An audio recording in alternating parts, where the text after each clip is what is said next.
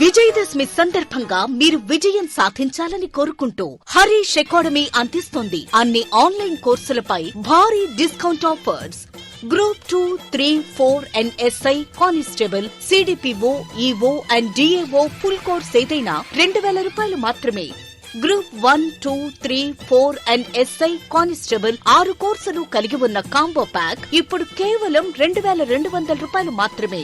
All exams and all subjects test series 99 రూపాయలు మాత్రమే. ఈ అన్ని కోర్సుల వ్యాలిడిటీ 1 సంవత్సరం. ఈ ఆఫర్ సెప్టెంబర్ 26 నుండి అక్టోబర్ 5 వరకు మాత్రమే. ఈ బంపర్ ఆఫర్ మిస్ చేసుకోకండి. లెజెండరీ ఫ్యాకల్టీచే ఖచ్చితంగా జాబ్ సాధించే విధంగా రూపొందించబడిన ఆన్లైన్ క్లాసెస్. వెంటనే గూగుల్ ప్లే స్టోర్ నుండి హరీష్ అకాడమీ యాప్ ను డౌన్లోడ్ చేసుకోండి. జాబ్ సాధించండి. Harish, the best academy. Phone number 8341116915.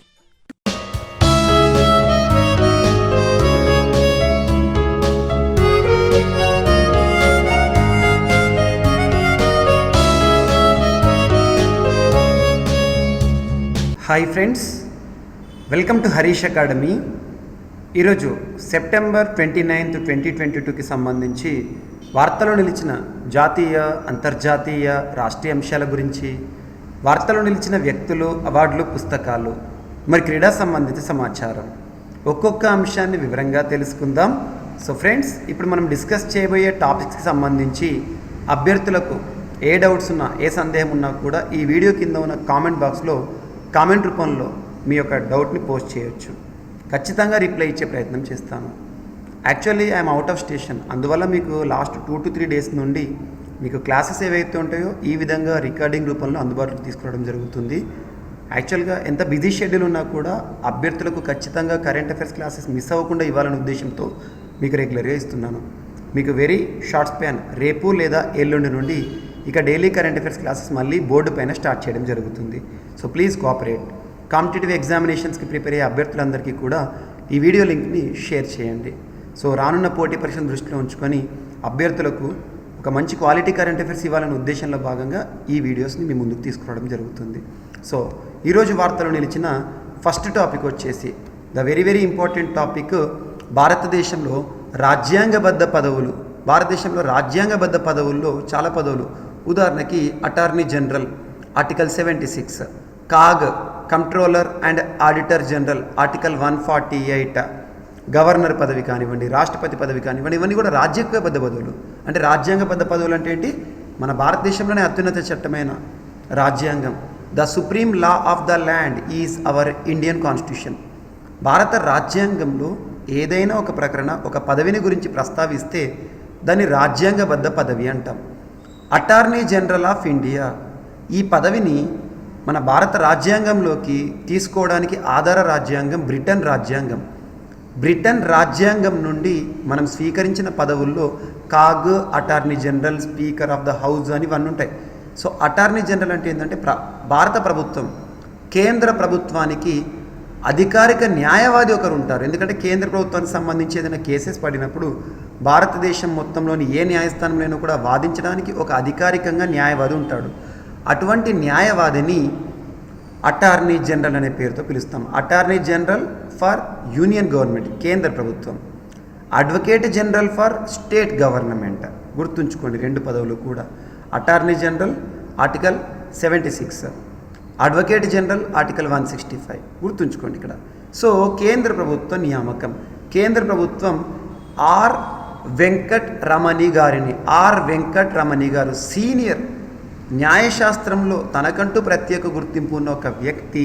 ఎందుకంటే న్యాయశాస్త్రంలో గుర్తింపు ఉన్న వ్యక్తులు మాజీ న్యాయమూర్తులు కానివ్వండి, సో మాజీ న్యాయవాదులు కానివ్వండి, ఇంతటి ప్రతిష్టాత్మక పదవికి నియమితులవుతారు.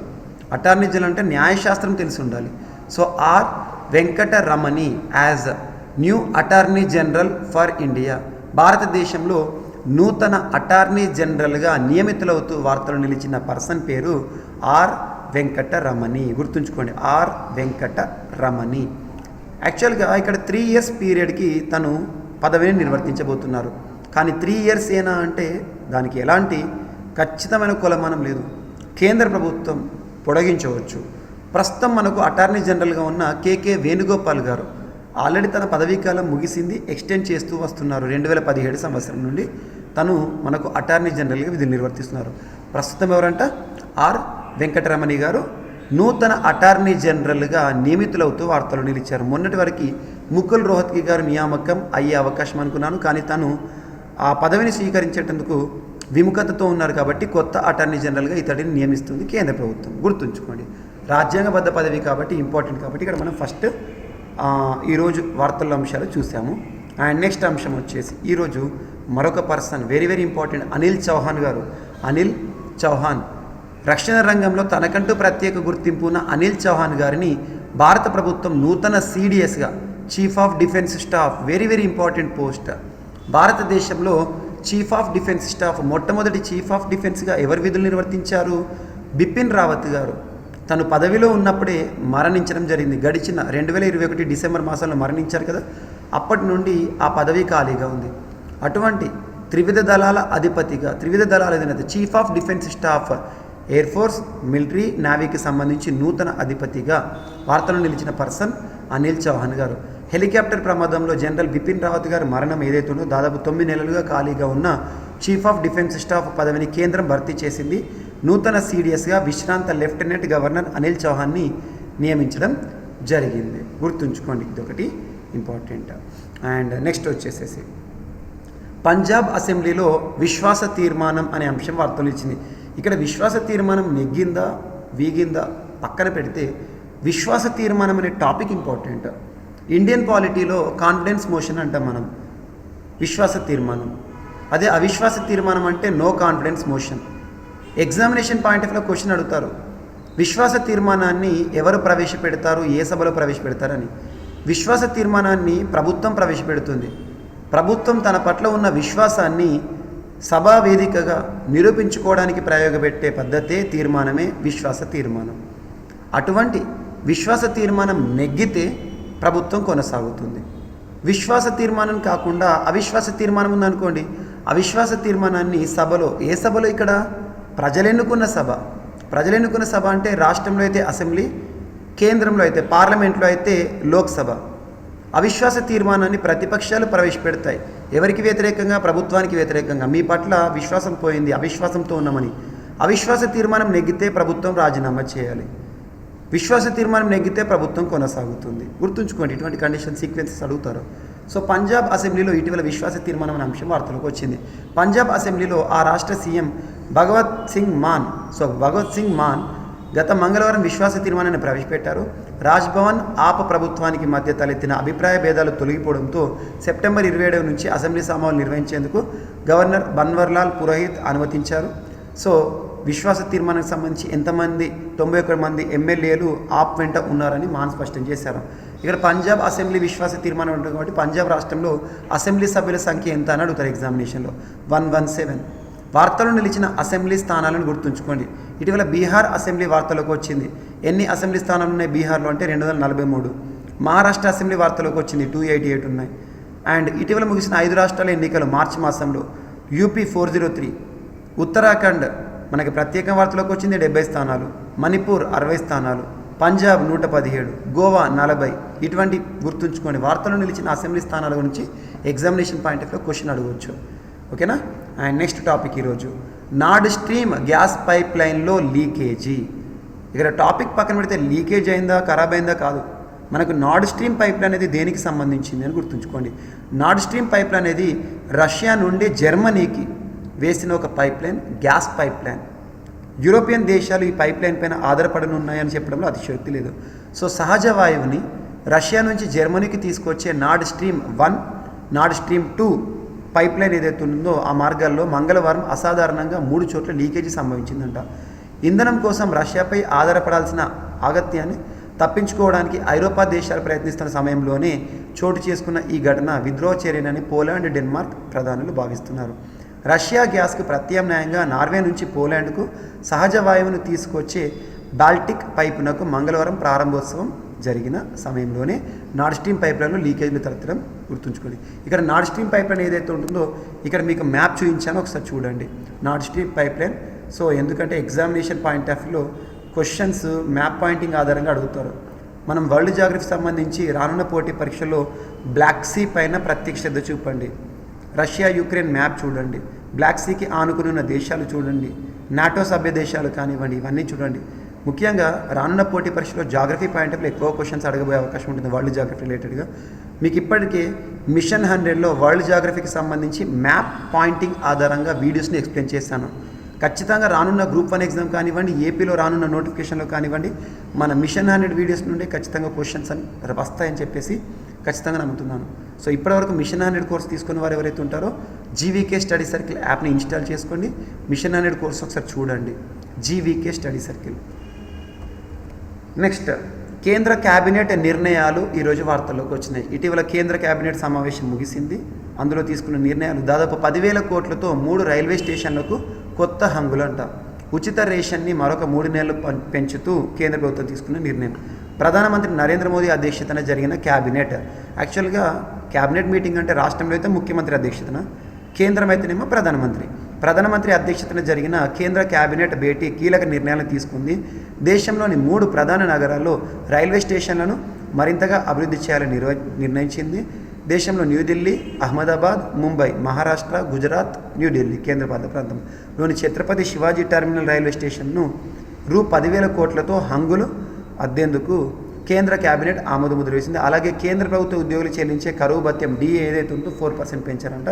అండ్ దాంతోపాటు కరోనా సమయంలో నెలకొన్న సంక్షోభ పరిస్థితుల్లో పేదలకు అందిస్తున్న ఉచిత రేషన్ ఏదైతే ఉంటుందో డిసెంబర్ 31 వరకు పొడిగిస్తున్నట్టుకు కేంద్ర క్యాబినెట్ నిర్ణయాలను కేంద్ర సమాచార మంత్రిత్వ శాఖ సంబంధించిన అనురాగ్ ఠాకూర్ గారు చెప్పారు. కేంద్ర మంత్రిత్వ శాఖలకి సంబంధించిన పేర్లు గుర్తుంచుకోండి.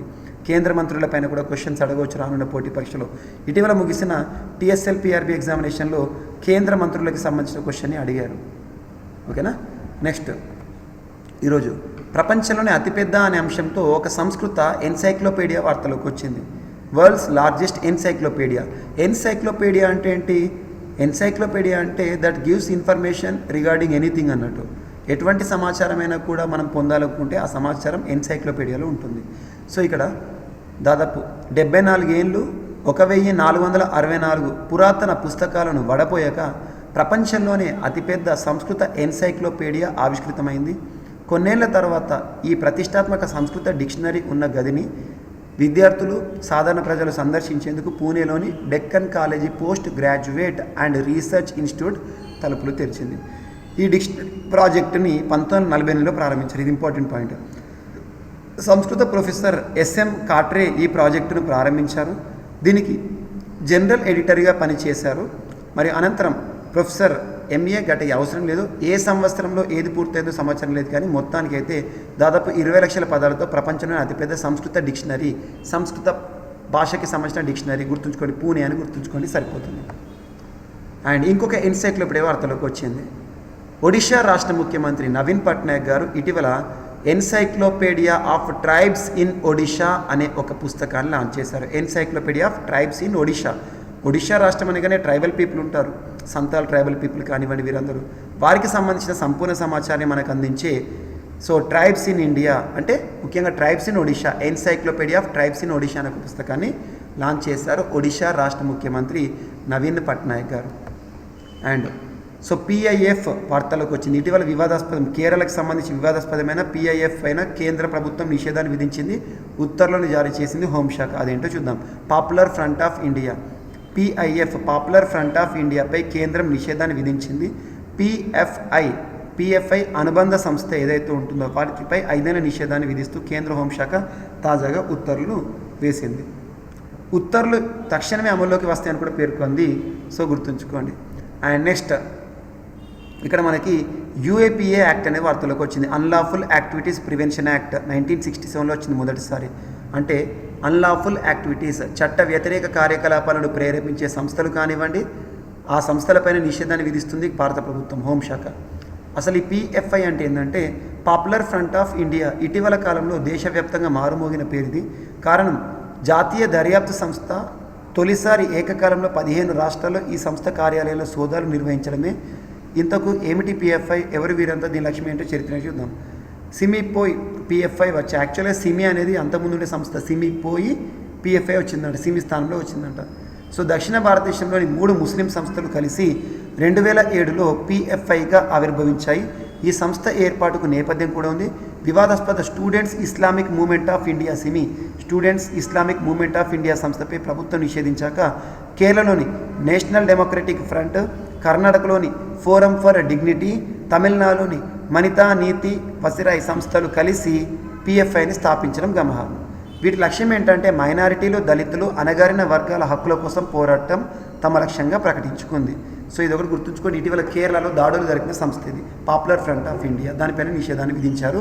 అన్లాఫుల్ యాక్టివిటీస్ ప్రివెన్షన్ యాక్ట్ని వాడి కేంద్ర ప్రభుత్వం. అండ్ నెక్స్ట్ సుప్రీంకోర్టు న్యాయమూర్తిగా సుప్రీంకోర్టులో న్యాయమూర్తుల సంఖ్యను నిర్ణయించే అధికారం ఎవరికి ఉంటుంది అంటారు? పార్లమెంటుకు ఉంటుంది. పార్లమెంటు. అదే భారతదేశంలోని హైకోర్ట్స్ ఉంటాయి కదా, రాష్ట్రాల్లోనే అత్యున్నత న్యాయస్థానాలు హైకోర్ట్స్. హైకోర్టుల్లో ఎంతమంది న్యాయమూర్తులు ఉండాలని నిర్ణయించే అధికారం ఏమో రాష్ట్రపతికి ఉంటుంది. ఈ 2 పాయింట్స్ గుర్తుంచుకోండి. సుప్రీంకోర్టు న్యాయమూర్తిగా నాట్ సీజే, చీఫ్ జస్టిస్ ఒకరే ఉంటారు, మిగతా న్యాయమూర్తులు ఉంటారు. అందులో న్యాయమూర్తులు ఒక న్యాయమూర్తిగా దీపాంకర్ దత్తా గారు నియమితులతో వార్తలు ఇచ్చారు. ఇక్కడ టాపిక్ ఏంటంటే న్యాయమూర్తుల నియామకం ఎవరి అధికారం అంటే భారతదేశంలో సుప్రీంకోర్టు అయినా హైకోర్టు అయినా న్యాయమూర్తులు నియమించే అధికారము భారత రాష్ట్రపతికి ఉంటుంది. సుప్రీంకోర్టు అయితేనేమో ఆర్టికల్ 124, హైకోర్టు అయితేనేమో ఆర్టికల్ 217. ఇవి గుర్తుంచుకోండి. సో జస్టిస్ దీపాంకర్ దత్తా గారు సుప్రీంకోర్టు న్యాయమూర్తిగా నియమితులతో వార్తలకు వచ్చారు. And ministry of rural development launches. So rural development ministry, గ్రామీణాభివృద్ధి మంత్రిత్వ శాఖ వారు లాంచ్ చేసిన జల్ దూత్ యాప్ వార్తలోకి వచ్చింది. కేంద్ర ప్రభుత్వానికి సంబంధించి జల్ దూత్ అంటే ఏంటంటే ముఖ్యంగా వాటర్ లెవెల్ని కొలవడానికి ఉపయోగించే ఒక ప్రత్యేకమైన అధునాతనమైన యాప్ సౌకర్యాన్ని ఏ డిపార్ట్మెంట్ లాంచ్ చేశారంటే రూరల్ డెవలప్మెంట్ అని గుర్తుంచుకోండి. జల్ దూత్ యాప్ పర్పస్ ఏంటంటే water level in wells is measured, బావుల్లోని నీటి మట్టాన్ని కొలిచే ఒక సాధనంగా ఉపయోగపడుతుంది. And next union minister Jitendra Singh గారు 1 వీక్ 1 ల్యాబ్ అనే ఒక క్యాంపెయిన్ని ఇటీవల ముగిసిన council of scientific and industrial labs ప్రోగ్రాంలో లాంచ్ చేశారు. 1 వీక్ 1 ల్యాబ్ అభివృద్ధికి సంబంధించి సైన్స్ అండ్ టెక్నాలజీకి సంబంధించి ప్రోత్సాహం కలిగించడంలో భాగంగా. అండ్ నెక్స్ట్ ఈరోజు వార్తలో నిలిచిన వ్యక్తుల విషయానికి వస్తే Vinayak Godse to be new CEO of data security council of India. Direct to the point గుర్తుంచుకోండి. భారతదేశంలో డాటా సెక్యూరిటీ కౌన్సిల్ ఆఫ్ ఇండియాకి నూతన సీఈఓగా, చీఫ్ ఎగ్జిక్యూటివ్ ఆఫీసర్గా నియమితులవుతూ వార్తలు ఇచ్చిన పర్సన్ ఎవరంటే వినాయక్ గాడ్సే. అండ్ నెక్స్ట్ క్రీడలకి సంబంధించిన ఒక అంశం వార్తలోకి వచ్చింది. డొమెస్టిక్ క్రికెట్ భారతదేశ దేశవాళీ టోర్నీకి సంబంధించి west zone wins Duleep trophy 2022 and beats south zone. ఇటీవల దులీప్ ట్రోఫీ ధోనికి సంబంధించింది అంటారు. దేనికి? క్రికెట్కి సంబంధించి దేశవాళీ టోర్నీలో. గుర్తుంచుకోండి, సంతోష్ ట్రోఫీ దేనికి, దులీప్ ట్రోఫీ దేనికి, రంజీ ట్రోఫీ దేనికి, ఇటువంటి ఎగ్జామ్లు అడుగుతారు. దులీప్ ట్రోఫీ 2022లో వెస్ట్ జోను సౌత్ జోన్పై గెలుపొంది కప్ని గెలుచుకుంది. West zone winner, south zone runner up. And next ఈరోజు వార్తలో నిలిచిన ఒక పుస్తకం వైల్డ్ లైఫ్ ఇండియా 50 అనే ఒక పుస్తకం, సేవింగ్ ద వైల్డ్ లైఫ్ అనే ఒక పుస్తకం వార్తలోకి వచ్చింది. ఈ పుస్తకాన్ని ఎవరు ఎడిట్ చేశారంటే మనోజ్ కుమార్ మిశ్రా గారు. రూపా పబ్లికేషన్స్ వారు ఈ పుస్తకాన్ని తీసుకొచ్చారు. 50 ఏళ్ళ భారతదేశంలో వైల్డ్ లైఫ్ యొక్క స్థితిగతులు ఏ విధంగా ఉన్నాయని చెప్పి ఒక పుస్తకం. సో ఇవి మనకు ఈరోజు వార్తలో నిలిచిన అంశాలు. ఒకసారి ర్యాపిడ్గా చూస్తే నూతన అటార్నీ జనరల్గా భారతదేశానికి సంబంధించి వార్తలు ఇచ్చిన పర్సన్ ఆర్ వెంకటరమణి గారు. అండ్ నెక్స్ట్ నూతన సిడిఎస్గా అనిల్ చౌహాన్ గారు. అండ్ పంజాబ్లో విశ్వాస తీర్మానం అనే అంశం. And Nord Stream gas pipeline leakage ఏ 2 దేశాలకు సంబంధించి? సో రష్యాకి సంబంధించిన పైప్ లైన్ ఇది. కేంద్ర కేబినెట్ నిర్ణయాల వార్తలోకి వచ్చినాయి. రేషన్కి సంబంధించి ప్రపంచంలోనే అతిపెద్ద సంస్కృత ఎన్సైక్లోపీడియా వార్తల్లోకి వచ్చింది. అండ్ ఒడిషా రాష్ట్ర ప్రభుత్వం లాంచ్ చేసిన ముఖ్యమంత్రి ఆవిష్కరించిన encyclopaedia of tribes in Odisha అనే అంశం. అండ్ పాపులర్ ఫ్రంట్ ఆఫ్ ఇండియాకి సంబంధించి ఇటీవల చోటు చేసుకున్న వివాద పరిస్థితుల దృష్ట్యా భారత ప్రభుత్వం హోంమంత్రిత్వ శాఖ అన్లాఫుల్ యాక్టివిటీస్ ప్రివెన్షన్ యాక్ట్ని ఉపయోగించి దీనిపైన నిషేధాన్ని విధించారు. అండ్ సుప్రీంకోర్టు న్యాయమూర్తిగా వన్ ఆఫ్ ద జడ్జిగా దీపాంకర్ దత్తా గారు వార్తలకు వచ్చారు. మినిస్ట్రీ ఆఫ్ రూరల్ డెవలప్మెంట్ వారు జల్దూత్ అనే ఒక యాప్ని లాంచ్ చేశారు. Jitendra Singh garu ministry of S and T science and technology వారు లాంచ్ చేసిన 1 week 1 lab campaign. And Vinayak Godse garu భారతదేశంలో డాటా సెక్యూరిటీ కౌన్సిల్ ఆఫ్ ఇండియాకి నూతన చీఫ్ ఎగ్జిక్యూటివ్ ఆఫీసర్. అండ్ క్రీడలకు సంబంధించి west zone Dilip trophy 2022 title గెలిచింది, సౌత్ జోన్పై గెలిచి. అండ్ వైల్డ్ లైఫ్ ఇండియా 50 అనే ఒక పుస్తకం మనోజ్ కుమార్ మిశ్రా గారు రాసిన పుస్తకం ఈరోజు ప్రత్యేకంగా వార్తలు నిలిచింది. సో ఇవి ఫ్రెండ్స్ ఈరోజు వార్తలు నిలిచిన అంశాలు. ఏమైనా మిస్లేనియస్ అంశాలు మిగిలిపోతే మాత్రం రేపటి క్లాస్లో జోడించి నేర్చుకుందాం. రేపు మళ్ళీ కలుద్దాం. థ్యాంక్ యూ అండి.